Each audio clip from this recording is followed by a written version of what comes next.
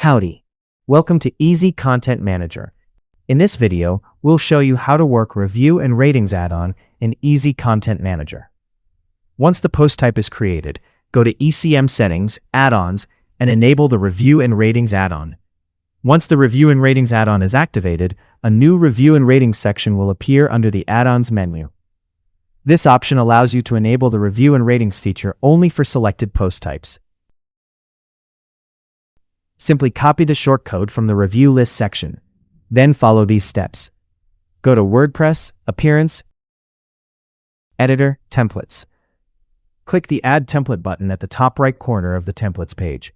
A pop-up will appear. In the pop-up, find and select the single post type you created earlier. Once the single item is selected, click on it. A Choose a Pattern pop-up will appear on your screen, where you can select any pattern that fits your design needs. Once you select a pattern, you'll be redirected to the editor page. On this page, place the review form shortcode wherever you want it within your template. After adding the shortcode, click the Save button at the corner of the editor page to apply your changes.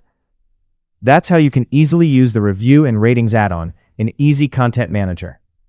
If you found this helpful, don't forget to like, share, and subscribe for more tutorials.